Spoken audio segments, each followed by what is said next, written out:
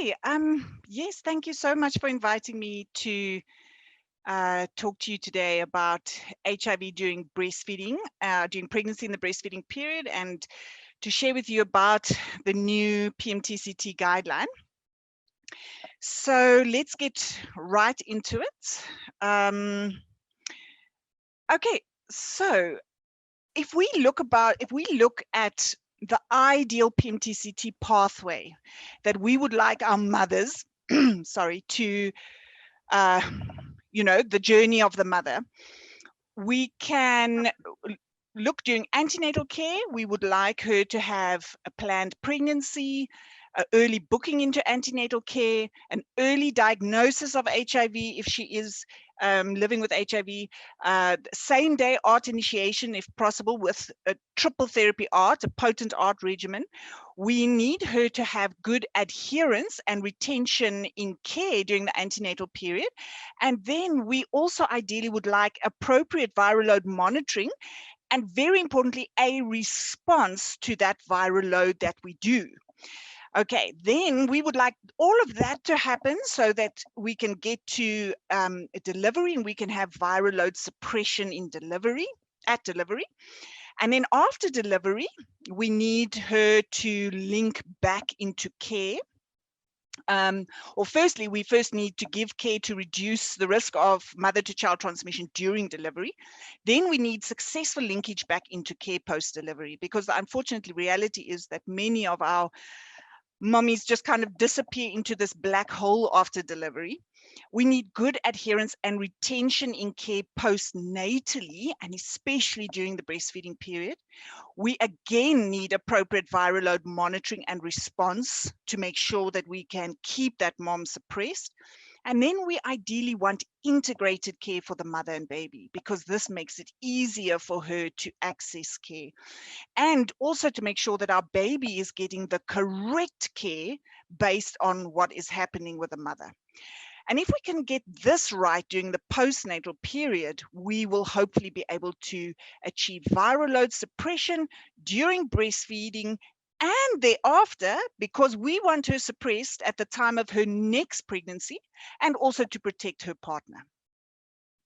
Okay, so what we're going to do now is we'll go through all of these changes. I'm going to go through antenatal. We're going to move through to labor and delivery and postnatal. And yeah, we'll go through them section by section. So firstly, we actually had in our trainings a nice little thing of how to remember this new drug called dolutegravir. And it's actually not in the slides, not in this PowerPoint presentation, but we talk about a doll, and we've got a picture of a doll, and we've got to grab to, and instead of a beer, we've got a beer. In other words, drinking a beer. You shouldn't be grabbing a beer, okay? It's about a veer, so it's dolutegravir. Anyway, sorry, I don't have the slide to show you, so I don't think that's going to be very effective today. But basically, our old fixed dose combination, okay, FDC stands for fixed dose combination. The old one was tenofovir, emtricitabine or FTC, and efavirenz, which we're very familiar with. And that abbreviation was known as TEE. Our new fixed dose combination contains tenofovir, lamivudine or 3TC, and dolutegravir. Okay, and that is, according to the first letter of each of those drugs, it forms TLD. So that is our new fixed dose combination regimen for our first line antiretrovirals. Okay, so now why all the excitement about this dolutegravir? So it is a very potent ART regimen. It has superior efficacy and a faster rate of viral suppression. And as you can think, in PMTCT, the rate at which we can suppress the viral load is actually quite critical for us, because we need to get that mother's viral load suppressed as quickly as possible. The other fantastic thing about dolutegravir is it is very well tolerated. It doesn't have a lot of side effects, and people don't stop taking ARVs because of the side effects associated with dolutegravir. Whereas by comparison, efavirenz had quite a lot of neuropsychiatric side effects that actually did cause people to stop taking their ARVs. The second thing is that the third thing is that it has a very high genetic barrier to resistance. And this means that it's a very robust drug. It takes a long time to actually get resistance mutations to it. And there needs to be quite a few resistance mutations which have to happen before you actually lose effectivity of the drug. And then lastly, there's also no interactions with your hormonal contraception. But there are some other important drug interactions that we do need to know about, and that includes rifampicin. Okay, so anybody on first-line TB treatment with rifampicin will need to boost their dolutegravir to twice a day. And then also with what we call the polyvalent cations. So these are agents that that contain calcium, iron, aluminium, or magnesium. And those last two are often in antacids. And we know that our pregnant mommies often have heartburn and they have to take antacids. Okay, so I've run through the benefits of dolutegravir. But the drawback of dolutegravir, which is probably the biggest concern to most people using it, has been the scare around the possibility of neural tube defects for women that are exposed to dolutegravir around the time of conception, when the neural tube is still forming. Okay, now I'm going to give you a little bit of background about this. So this started in 2018. The original safety signal was put out there when the population in the study, this was in Botswana, it was a Tsepamo study, and it was Rebecca Zash, that is the principal investigator.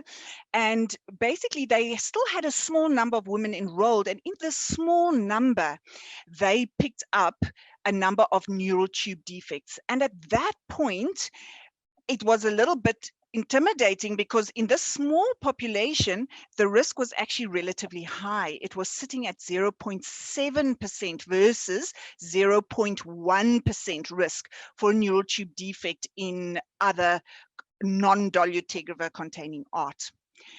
Then they enrolled more patients into their study, and last year they released further data at the CROI, one of the conferences, which showed now that there was actually only a 0.3% risk versus a 0.1% risk. So that means a 0.2% risk difference of a woman having a neural tube defect if she's exposed to dolutegravir. Now, they have released further data from the same group in Botswana, the same study, and they released it this year at the IAS conference. And they have actually now shown, with a much bigger population, it seems as if the risk is now actually not statistically significantly different. Okay, but this is data that it's still preliminary data, because it's been presented at this conference.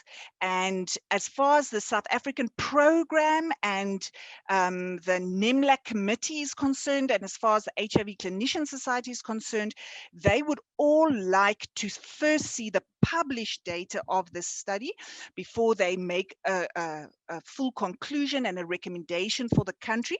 But I just wanted to tell you that it really is looking more and more positive that this risk of neural tube defects is actually going to go away. So we are waiting with bated breath for them to to confirm this evidence, because it really has significant implications for our program, because it will mean that we can have one standardized first line regimen across all of our populations, obviously, that are eligible for dolutegravir, meaning they weigh more than 20 kilograms.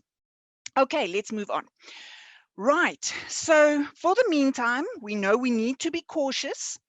And so therefore, we need to enable our clients to make an informed choice, okay? For our women of childbearing age, we need to tell them about the risks and allow her to make this informed choice. Now, how do we do this? So the first thing is that we need to understand her current pregnancy status. Okay, is she pregnant or not? And we also need to understand her current fertility intentions. Okay, does she desire a pregnancy now, in the future, or perhaps not at all? When we understand that, we can then, within that context, we can explain the risks and benefits of dolutegravir versus efavirenz. If she is currently wanting to fall pregnant now, then we would not recommend dolutegravir because of the risk of a neural tube defect with exposure around the time of conception.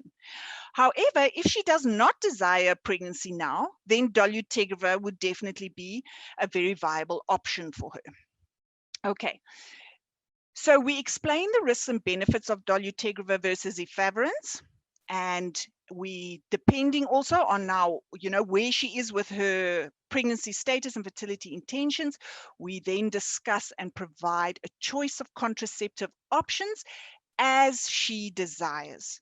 Remembering, of course, as we all know, that dual methods of contraception are recommended, meaning a hormonal contraceptive or an IUCD together with condoms to prevent other STIs. Okay, right. So now let's put that together, what I've said to you now. This is the algorithm in the guidelines that delineates how we make the choice between TEE, or an efavirenz containing regimen, and TLD, or the dolutegravir containing first line regimen.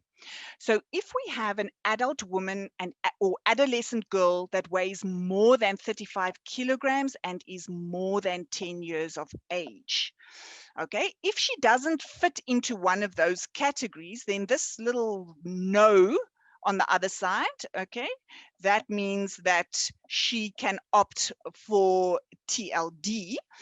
But if she is younger than 10 and if she weighs less than 35, she will not be eligible for tenofovir, and therefore we would need to replace tenofovir with abacavir. Okay, let's park that. Don't worry too much about that.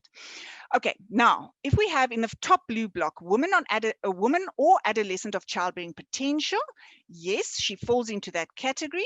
Then we need to determine her current pregnancy status. What we want to know is she pregnant within the first 6 weeks while the neural tube is still open? Okay, and then what are her fertility intentions? Because we need to know if she wants to fall pregnant right now, actively. Okay, so once we've determined that, we look at our two options that can come out of that. If she is pregnant up to 6 completed weeks of gestation, so within those first 6 weeks, or if she is actively wanting to conceive now in the near future, then we need to provide all necessary information on dolutegravir and efavirenz-based regimens, including the risk of neural tube defects for this and subsequent pregnancies.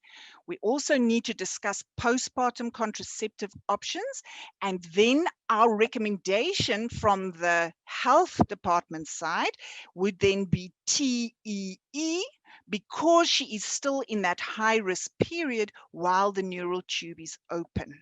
Okay, right, so let's park that. If we come to the other side of the algorithm in yellow, so the one option was that she was pregnant within those first 6 completed weeks, or she wants to get pregnant in the future, or I mean in the near future, and she's not going to use contraception right now, the second option is all other women of childbearing potential, including women that are pregnant from 7 weeks gestation onwards, meaning she's outside of that danger period, or she's not pregnant now and she's not currently desiring to become pregnant. Again, we provide then all necessary information on dolutegravir and efavirenz-based regimens, including the risk of neural tube defects, and we recommend contraception if she is at risk of becoming pregnant, and we provide her with then a choice of contraceptive options as desired. And then from the health system point of view, as a healthcare provider, we will then recommend TLD as a preferred regimen. But now, that's why I'm stressing, that's what we would recommend as healthcare provider. But the gray block at the bottom says the client makes an informed choice after understanding the risks and benefits. So while we make a recommendation, it still comes down to, based on the information we give her and the recommendation we make, what is her choice of regimen to take forward. And from there, she can then choose to either use TEE or she can choose to use TLD, even if that means she's using it in the first 6 weeks of pregnancy, or because even if she's trying to conceive, that remains her choice to make after receiving all the information. Okay, so let's summarize. Dolutegravir is the recommended regimen for all populations except women actively wanting to conceive at the present moment and pregnant women who before 6 completed weeks of pregnancy. Okay, and remember to enable the client to make an informed choice. That is the critical thing. Okay, good. So now we're going to move on to viral load monitoring and response. This is a very, very critical part of preventing mother-to-child transmission, of HIV. Okay, so let's look at viral load monitoring. When are we going to do it, and why do we need it? So firstly, viral load monitoring, it confirms good adherence and viral suppression. Okay, that's important for us to know about our mother. And secondly, if she's not suppressed, it helps us to timeously detect factors that might negatively be affecting her viral load, which can, of course, affect the mother's health and potentially result in transmission to the baby. Okay, now here's a very, very important thing, and I'm hoping that Limpopo province is going to just be the next leaders in terms of implementation of this, of these electronic gatekeeping codes. So the program has introduced these electronic gatekeeping codes to ensure that the irregular timing of viral loads do not lead to sample rejection by the NHLS labs. Okay, so we need to put the following codes on the lab form of every viral load done within the PMTCT program. It mustn't be only for the viral loads that are done close to each other. It has to be for every viral load done during antenatal care, at delivery, or for a mother that is breastfeeding. Okay, if she is pregnant or breastfeeding, we use the code C#PMTCT. At the time of delivery in labor ward, we use the code C#delivery. Okay, so it's actually, think about it this way, that during labor and delivery, we use the code C#delivery, and any other time, whether it's antenatal care or breastfeeding, we use the C#PMTCT code. All right, and this is really going to help us to be able to understand the implementation of viral load monitoring, the coverage of viral load monitoring. It's going to allow us to see what are our rates of viral load suppression, and what the NHLS can do for us is actually, even though we don't have a specific code for postnatal, they can look and see if you've got a PMTCT code and you don't have a delivery code on a different viral load, then they will assume that you're still in antenatal care. Whereas if you've got a PMTCT code, but you've also got a delivery code on another viral load, they will assume that you are now in the postnatal period.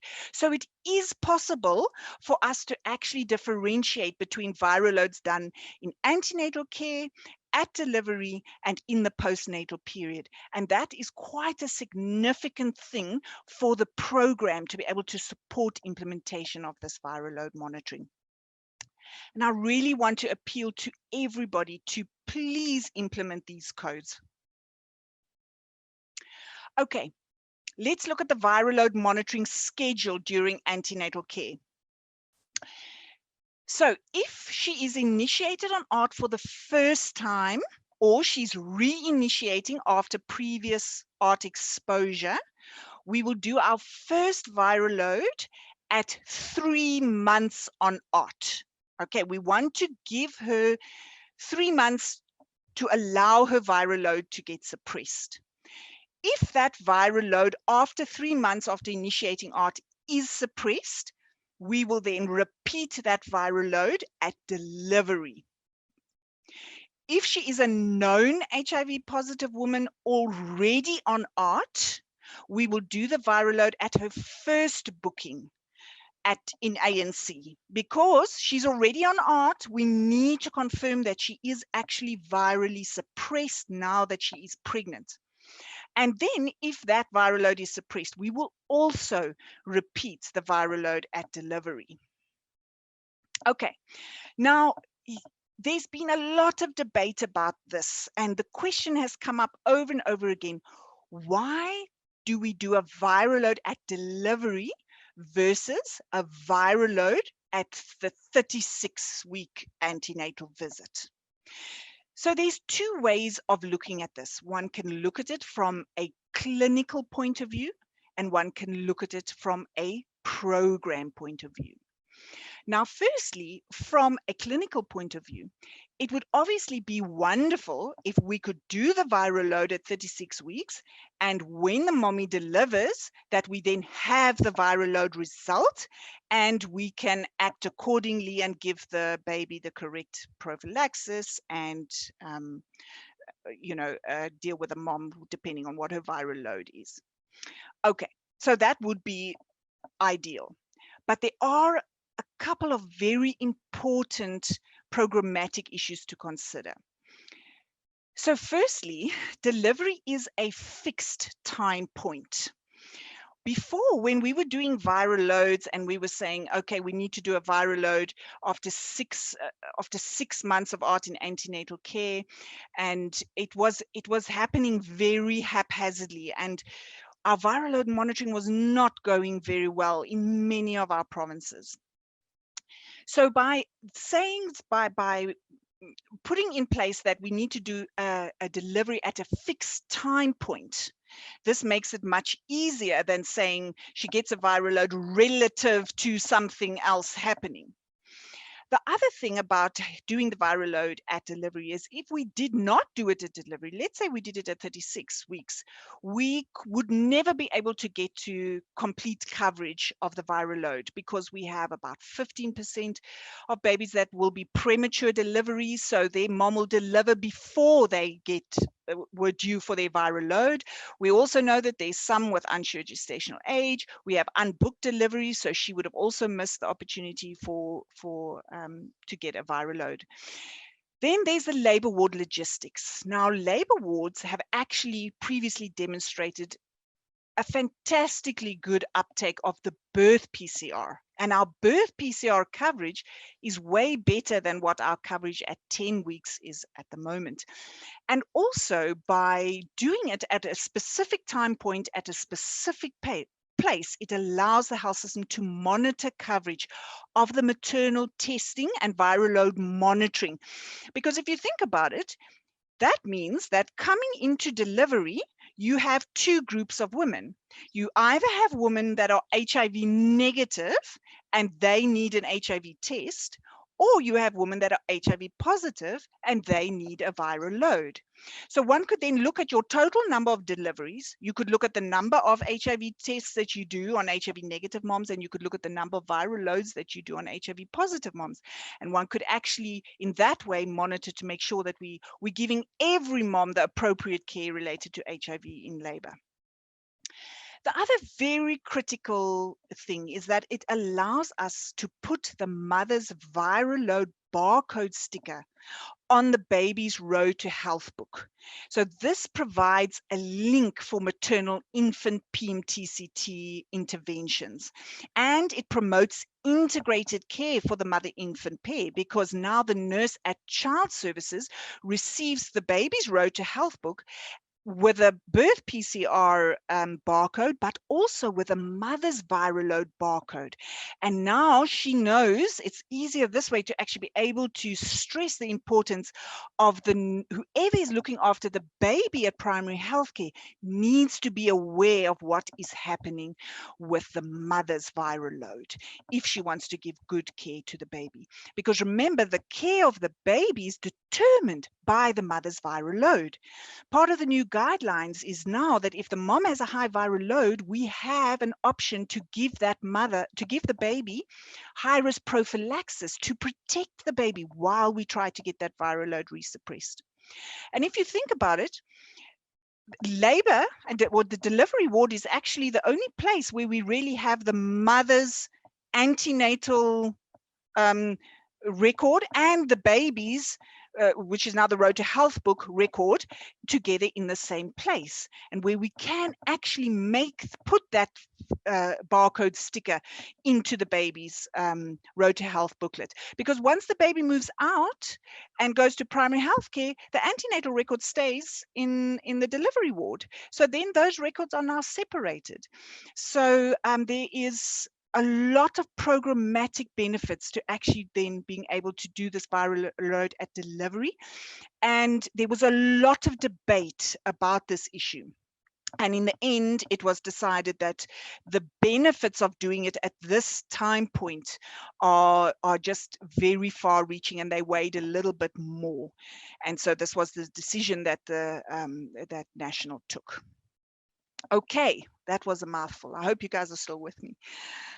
All right, now, viral load monitoring and response. Let's look at the schedule during and after birth. So we've already said that we are going to do a viral load at delivery. This is going to determine the response to ARVs in antenatal clinic. And it's also going to determine for us the prophylaxis that the HIV exposed infant needs to get. And it recalibrates the time points for maternal viral loads during breastfeeding. So it doesn't matter when she had viral loads during antenatal care. She's going to have a viral load at delivery, and from then on, we recalibrate that viral load to be done every 6 months. So at delivery, at the 6-month postpartum visit, and then if she continues breastfeeding, 6 monthly after that until she is no longer breastfeeding, after which she will go back to the routine 12 monthly or annual viral load monitoring schedule for women who are not pregnant or breastfeeding. Okay, so we've got a viral load at delivery, which is new. We've got a viral load at 6 months after delivery, which is new. And this is regardless of breastfeeding status. And then the viral load 6 monthly during breastfeeding. And this then aligned to the 6-month, 12-month and 18-month well child visits. Okay, so we're trying very hard to integrate care for the mom and baby. Okay, so this is the viral load non-suppression algorithm that comes out of the PMTCT guideline.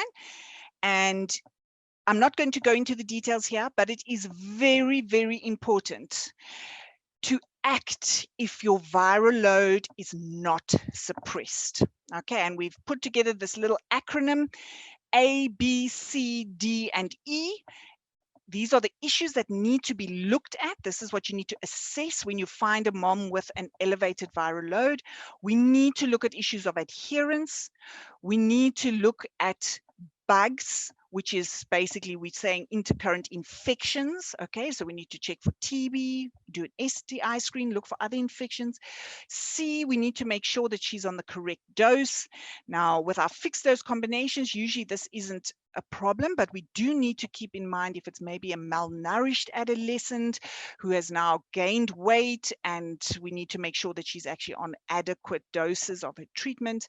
D is for drug interactions, and this is actually a very, very important one because there's our rifampicin, there's anti-epilepsy drugs, but very, very importantly, there is the iron and the calcium supplements that we spoke about, and also the antacids, which can interfere with dolutegravir. So our iron and calcium, you can take them with dolutegravir as long as you take them with food. Okay, but the antacids are a different story. We cannot take them at the same time as dolutegravir. You need to take antacids either 2 hours after you've taken dolutegravir, because you need to give dolutegravir 2 hours in the stomach to actually get properly absorbed, or you can take them 6 hours before the dolutegravir dose. Okay, because our antacids, remember, it's a 6 hourly, 4 times a day dosage. And so therefore it works, it drops, it affects the stomach for 6 hours after you've taken it. And that's why you should not take dolutegravir within 6 hours of taking an antacid. Okay. Right, and then E is for resistance. That is something we consider, it's a diagnosis by exclusion. We need to have gone through all the A, B, C, D. We're going to have repeated the viral load before we get to the conclusion of thinking it might be resistance. Okay. Right, so viral load suppression, this is also new, is now defined as a viral load of less than 50. Okay, less than 50. It used to be defined as less than 400. So that's an important distinction to make here, because we are dealing with 2 viral load thresholds. We've got the definition of suppression, which is a viral load of less than 50. And then we've got that threshold where we start getting really concerned about failure. Okay, so, and that is a viral load of more than 1,000. So that is 2 viral loads more than 1,000 is the threshold at which we define failure on an efavirenz containing regimen. Okay, so the bottom line is any viral load more than 50 requires action. Yes, it may not yet be over 1,000, and she may not yet be failing by definition, but even a viral load between 50 and 999 could be the start of virological failure actually happening. And that is why it's important to do that ABCD assessment and make sure we pick up a potential cause for elevated viral load early and act on it. Of course, there is this possibility that that viral load between 50 and 999 might just be a viral blip. And if that's the case, fantastic. We're very happy about that, but we must make sure that we're not actually heading in the direction of failure. So any viral load more than 50 requires a thorough assessment, okay? Then we implement interventions accordingly, and we repeat the viral load testing to confirm viral load resuppression. If the viral load is more than 1,000, we repeat it in a month's time. If the viral load is only between 50 and 999, we can repeat the viral load in 2 months' time. Okay, right. Okay, so let's now move on. That was a big mouthful of and a big chunk of our time taken for antenatal care and the dolutegravir issue. Let us look now at labor and delivery. Okay, so we're talking ESMOE, so we want to think about, what would be our HIV related obstetric emergency, if we can call it that. But this would really be an emergency in labor and delivery. If we get a known HIV positive mother that is not on ART, or if we have a newly diagnosed HIV positive mother in labor. And the bottom line with both of these two scenarios is that she's HIV positive, she's not on ARVs, which means her viral load is likely to be high. So what we give for these scenarios is we still give a single dose of nevirapine, and this is the only situation where we're going to actually use nevirapine in adults. It has been removed from the guideline and from the EML for all other situations. So a single dose of nevirapine, because there's evidence for nevirapine in this scenario, plus we give a single dose of TLD. So it's basically she's getting her first dose of ARVs at the same time. Tenofovir, 3TC, and dolutegravir. And then we initiate ART the next day. Okay, TLD would be our preferred regimen because she's no longer in the risk period of neural tube defects, and we know she's just had a baby. So if we do proper family planning and spacing of our children, we're not expecting her to want to actively fall pregnant right now. We know that contraception is recommended here after labor, and I know that we do recommend this for our moms that are leaving labor ward. Okay, so single dose of nevirapine and a single dose of TLD, and the next day we do all the rest of the counseling and initiate ART and get her going on her journey with ARVs for life. Okay, important is just to give her a 2-month supply of ART at discharge. This is important because the baby comes for their follow-up at 6 weeks, and it is possible that if we give her only 1 month supply, that she will actually not have enough ARVs to make it to the 6-week visit. And remember, we said we want to try and minimize the visits, but integrate the visits, because that is really helpful for the mother. It improves adherence, and it's a more patient-centered approach, which looks at how can we make the life easier for the mother and the baby. Okay, right. So if you look at our little picture here, can you see this chap in his boat? He's got earphones on, he's got glasses on, and he cannot see the danger that is literally right there behind him. And he's got very little time to make a plan. And we do not want to be caught in this situation. Where we have this type of PMTCT emergency in labor and delivery, we need to act fast and we need to act decisively, because these are our patients that are at a high risk of actually transmitting HIV to their babies. Okay, now the next important thing is linking the baby back to care, the mom back to care post-delivery. And I mentioned it in the introduction. We don't want our mothers to become lost in the black hole post-delivery. And what I mean by that is that we're often not sure, because it isn't really labor ward's responsibility. She's going back to primary health care now, but we just need to make sure that we know and she knows, where is she continuing with her ARV care? Is she going to get care with her baby at Child Health Services, or is she going to go back to the arts clinic, the standard adult art clinic? We just need to make sure she doesn't get lost between the cracks, if we can put it that way. And labor and delivery can play a very large role in helping her to understand and link her back to care.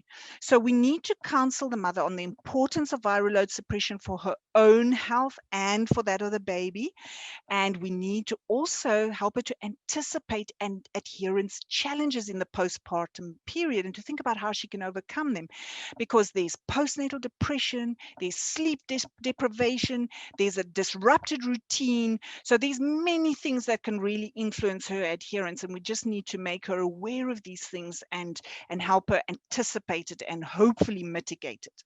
We need to ask her where she will receive ART care. So we're actually getting her to think about this and make sure she's clear. If possible, use appointment systems for both the mother and the baby for follow-up.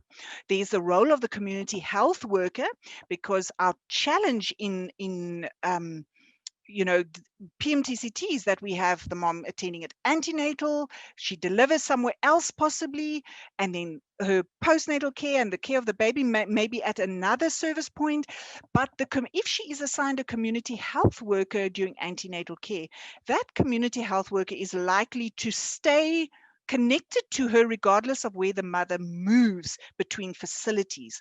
And so that is a potential person who can help to encourage her and identify if she has maybe not attended care, and help to keep her in care. And then of course, where available, we can link to support systems like postnatal clubs. I know these aren't available in many places, but they have been proven to help. Okay. Now, care of the infant post-delivery. So our infant gets a birth PCR. Women are often discharged within 6 hours. So we know that the likelihood of the birth PCR results being available, as well as the delivery viral load results, is unlikely.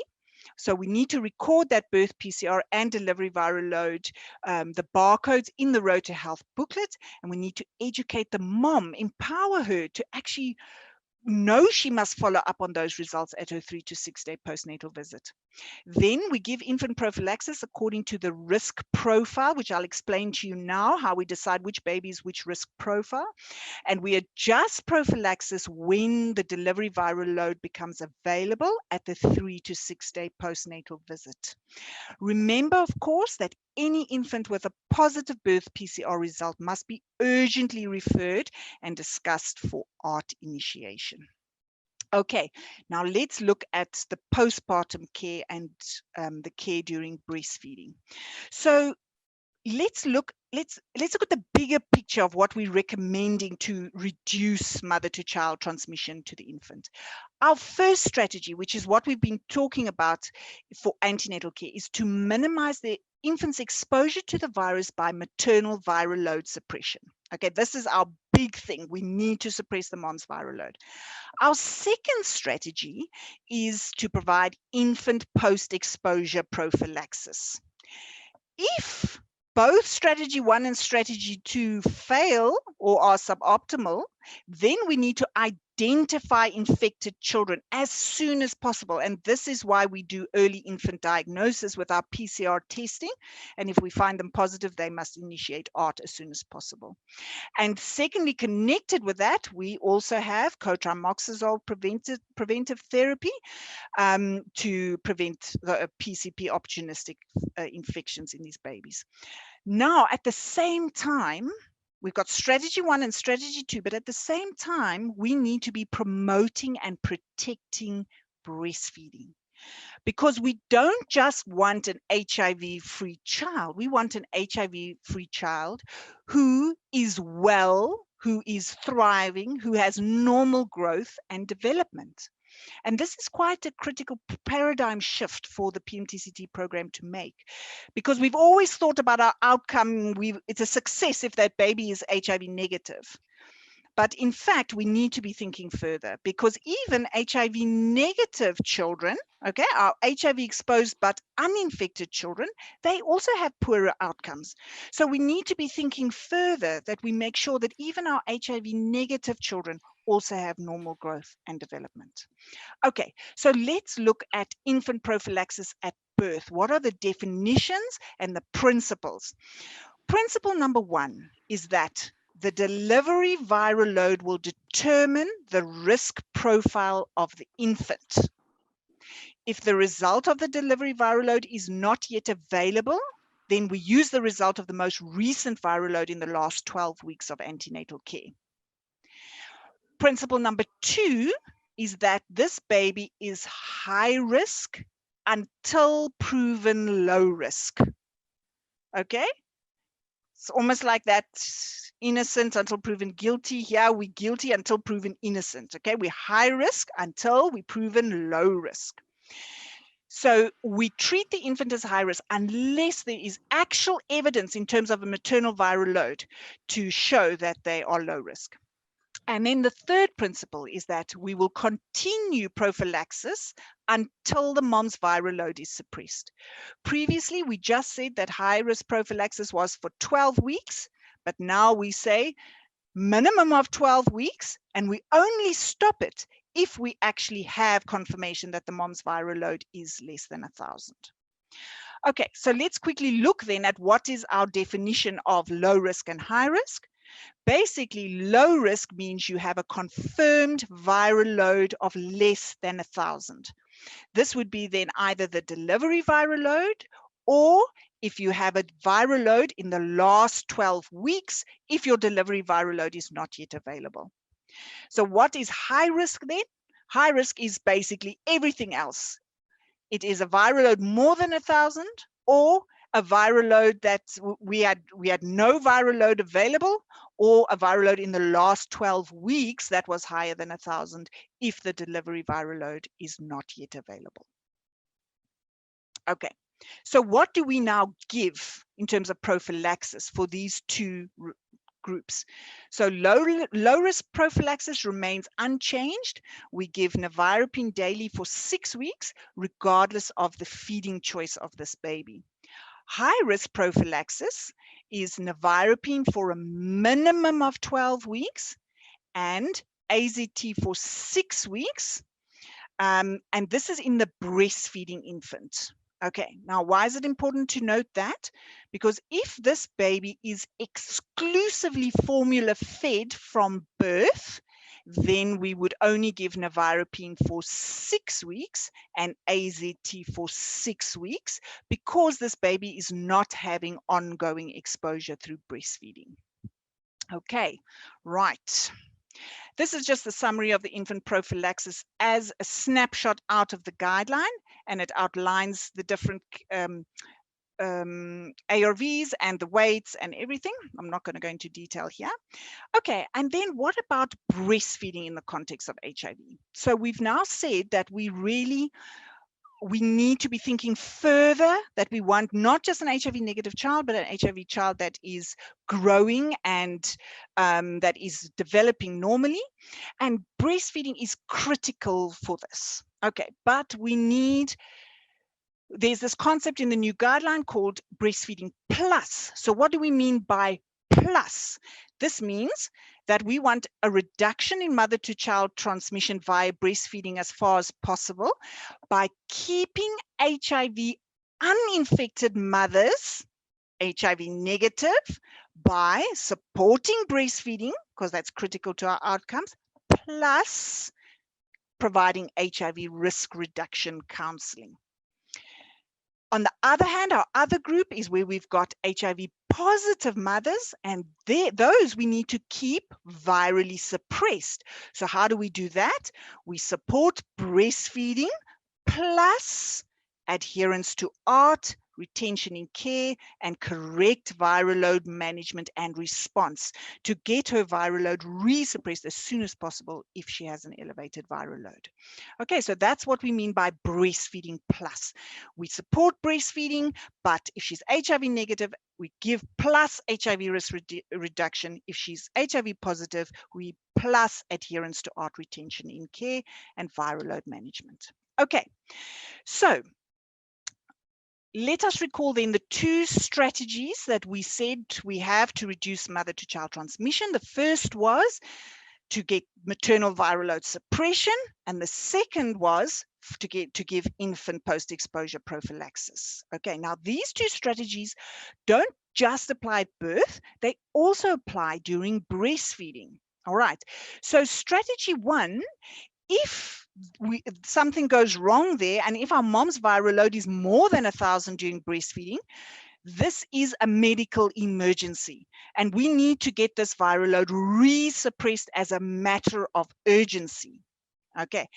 At the same time, we then pull in strategy two, which is infant post-exposure prophylaxis, and we give this baby high-risk prophylaxis if the mother's viral load is not suppressed during breastfeeding, because this buys us time to cover the baby, to protect the baby, while we are trying as best as we can to get that mom's viral load suppressed again.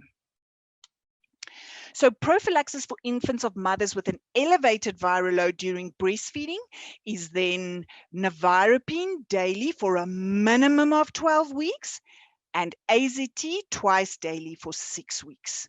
Okay, so it is not different. It's the same high-risk prophylaxis that we gave at birth if the baby was high risk, but the only context here is that we are giving this during breastfeeding. And this can apply to one of two scenarios, because the mother can have an elevated viral load because she's been on ARVs and now was suppressed and now her viral load is high. But this also applies to a mother who is newly diagnosed during breastfeeding, while we initiate her on ART and until we can get her her viral load suppressed. So these are the two scenarios where we could use high-risk prophylaxis during breastfeeding. Okay, let's talk about then early infant diagnosis. In other words, when do we test? And we testing, remember, to identify those babies in whom our first and our second strategy have actually failed and our baby has become HIV positive.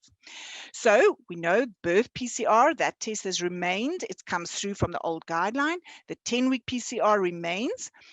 We used to have an 18-week PCR for high-risk babies, but that has been removed because the uptake of that test was very poor and it wasn't aligned to any EPI visit. And this has been replaced with a 6-month PCR for all HIV-exposed infants, and it's aligned with a 6-month maternal viral load. So we're trying to make that link and align the visits and the care for the baby and the infant. And then there's the universal 18-month rapid or ELISA for all children.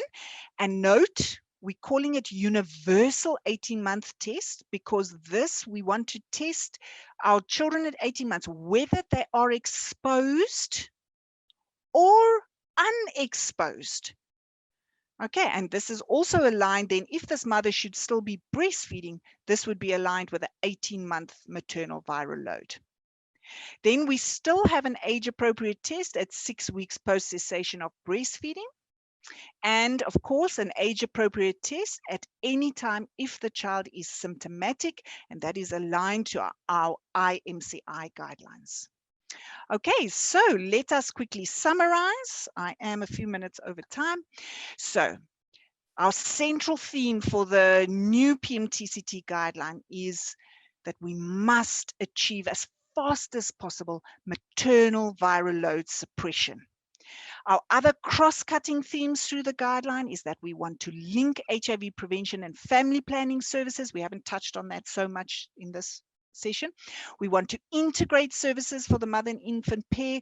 We want to promote and protect breastfeeding because we want our long-term outcomes, not just an HIV negative baby. We want an HIV negative baby that is thriving and growing well. Specific changes during antenatal care is now that we'll be doing HIV testing at every full bank plus visit. We spoke about dolutegravir, which is our new potent integrase inhibitor that rapidly suppresses the viral load, and we're very excited about that, but there is this small concern about the risk of neural tube defects that we actually hope is going to go away. And there's also the important drug interactions to consider with dolutegravir. And then a TB screening and TPT, which we also haven't touched on here.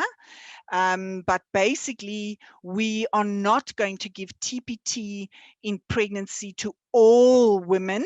We will give it if her CD4 is, and this is incorrect on the slide, but we will give it if her CD4 is less than 350.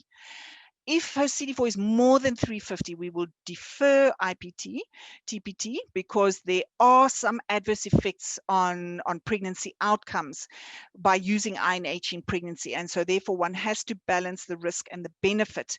And they've looked at studies which says that CD4 of 350 and below, that is the zone where we would get the most benefit out of TPT without weighing up that benefit and risk. Okay, at labor and delivery, we said we've introduced a delivery viral load for all women. HIV positive women.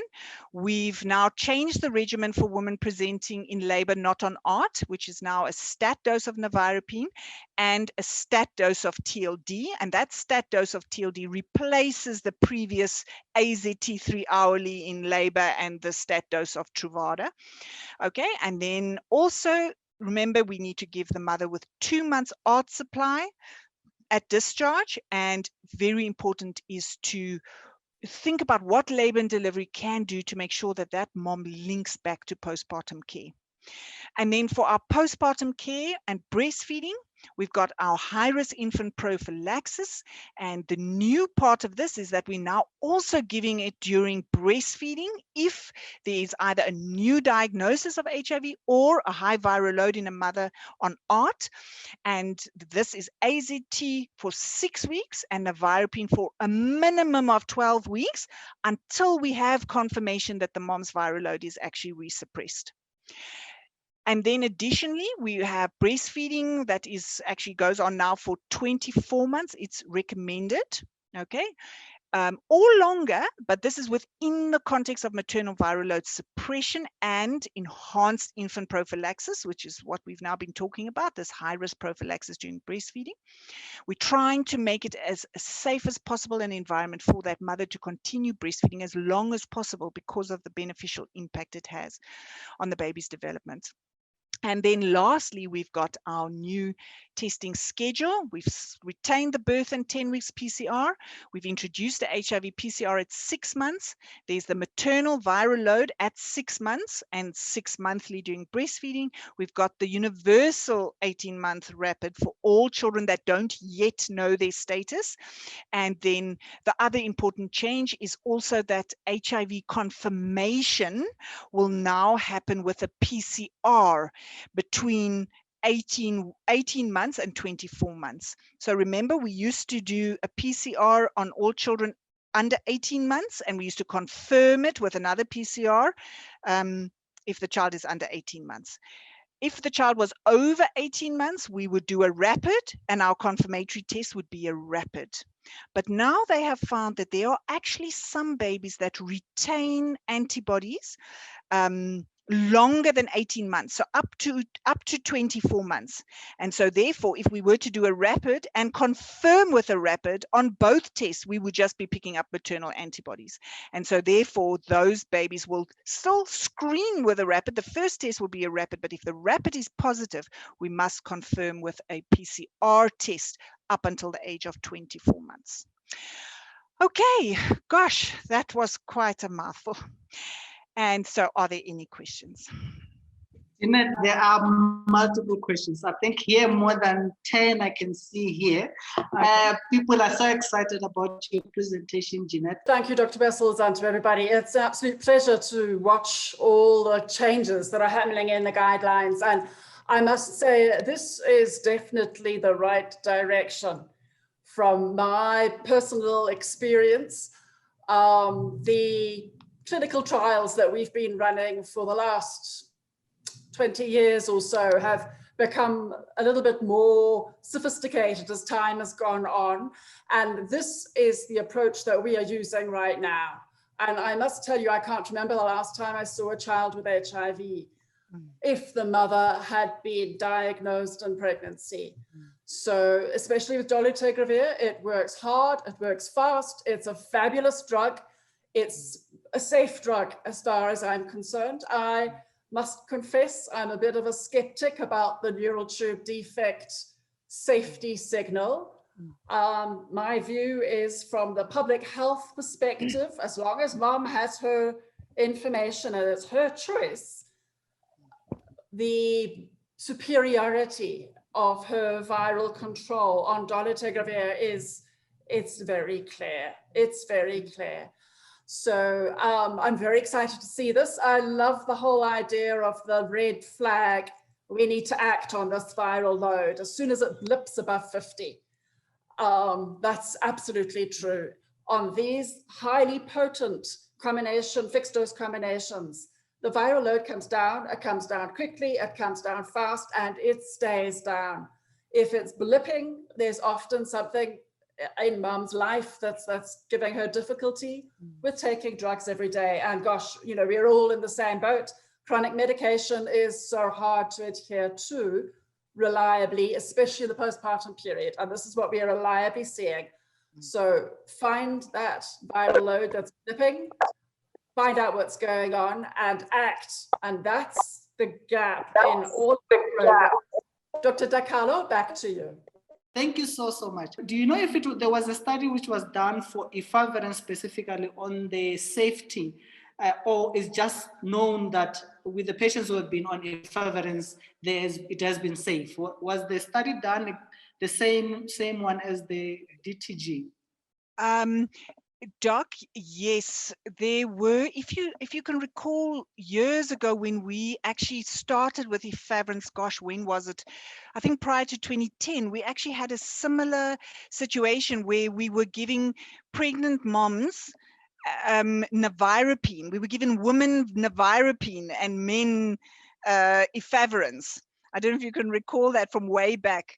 And it was actually because I'm a urogynecologist, so I don't deal much with this. So, but anyway, I think I recall. Yes. Yeah. So we actually had a similar situation with efavirenz, where there was a scare of neural tube defects, and that we were actually having to have regimen 1A and regimen 1B, you know, depending now if it is a man or woman. And so I can share it with you. I can't. It's such a long time ago. I can't remember the actual studies off the top of my head, but we had the same scenario where kind of the evidence evolved over the years, and then it was shown that actually there wasn't a statistically significant difference between efavirenz or any of the other types of ARVs in terms when compared to the baseline rate of neural tube defects. And Linda can also come and confirm, you know, that, yeah, yeah, there we go. There's a comment from Linda. Botswana data shows that efavirenz is also relatively safe in pregnancy. So yes, efavirenz has actually come a long road already on this issue and has been proven to be safe. Let's go straight to the questions. There's a question from Innocent Wafa. Innocent is saying, on TLD, wishes to conceive, how long before conception is a person safe of changing to TEE? Okay, so that's actually a great question. And according to Prof. Gary Martins, within a week, dolutegravir will actually be completely washed out of your system. So if you decide, basically, so it would be safe to say, you know, definitely if you, within a month, it will be completely safe for you to actually fall pregnant if you consider how long it takes for that TLD to wash out of your system. Okay, let's just answer Innocent Rafa's second question about the cesarean section and PMCT. Your comment on that, on cesarean section as a prevention of mother-to-child transmission. What is the question exactly? Is there the question? It just wants your comment on whether, for example, if a patient has high viral load, would you decide to do a cesarean section instead of normal vaginal delivery? Okay, so I am not an obstetrician, but certainly the guideline says that a high viral load is not an indication to do a cesarean section, because there are complications related to the cesarean section that can be aggravated also by the woman having a high viral load and increased sepsis or whatever. So I can just tell you what the guideline says is that certainly that is not an indication for a cesarean section. Yeah, I will concur with that, and more especially in our areas like in rural provinces where, for example, in a study was done in Limpopo where previously 1 in 7 people going for a cesarean section will die.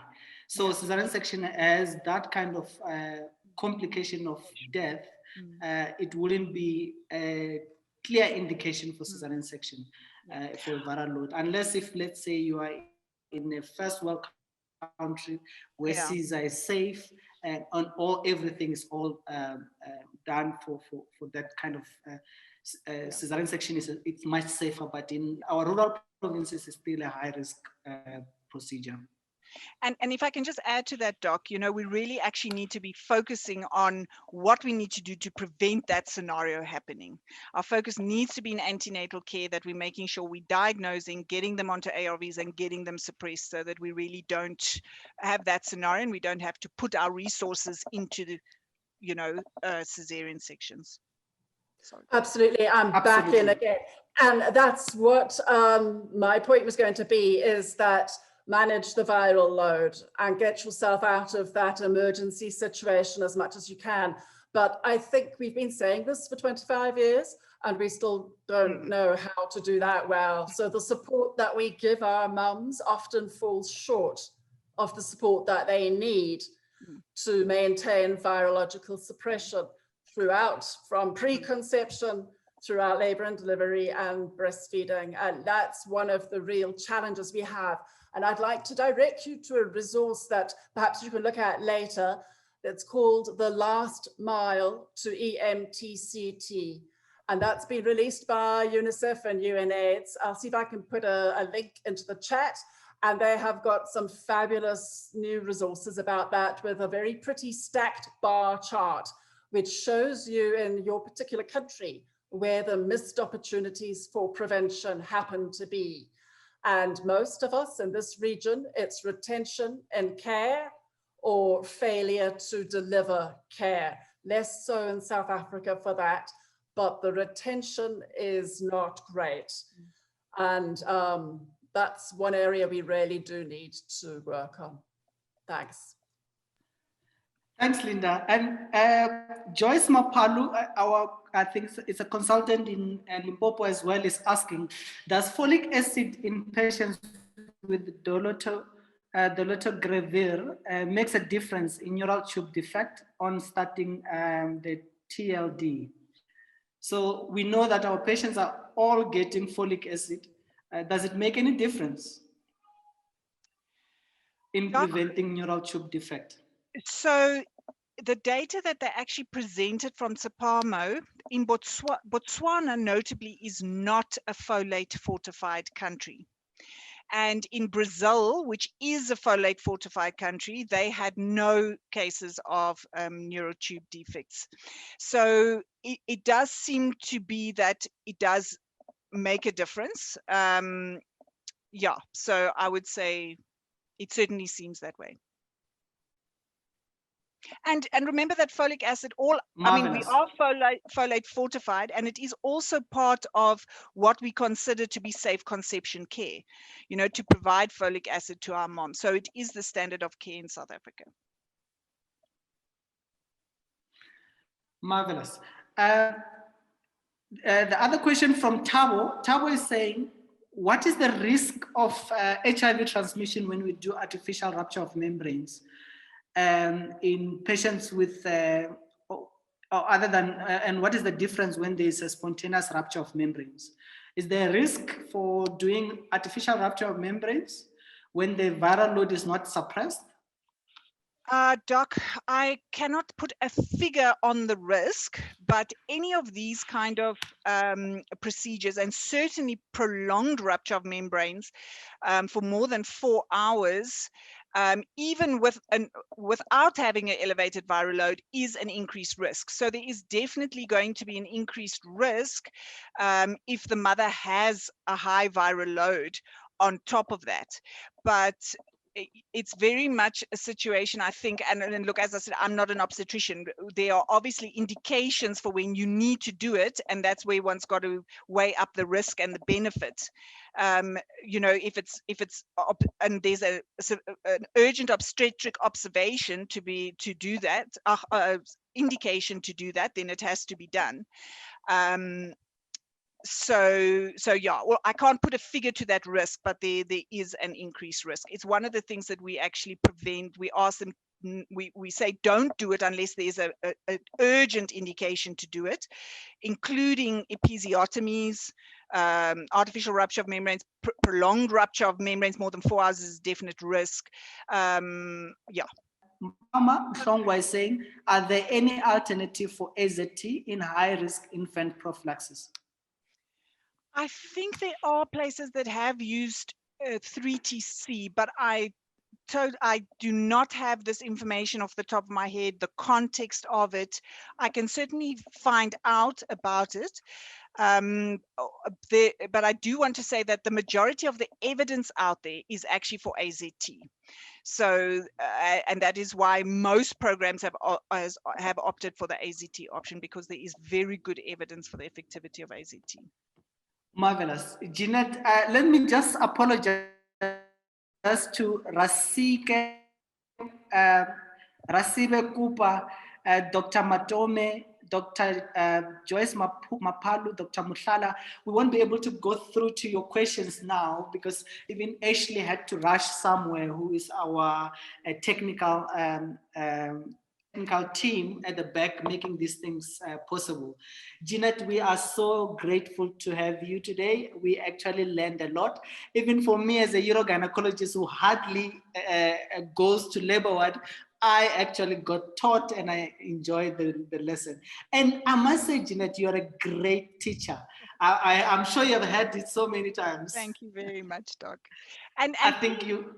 sorry, I just wanted to say people are welcome to email me their questions, and I can certainly try my best to assist if there are burning questions. Can I share? Well, you've got my email. You're welcome to share it with the group, and if they want to. Yes, I will do that. Thank you so much. I think this topic is half done. We must just come, maybe if we have time, to just add more on what we could have discussed, or maybe just come for just questions and answering their questions. That might be another option. Mm-hmm.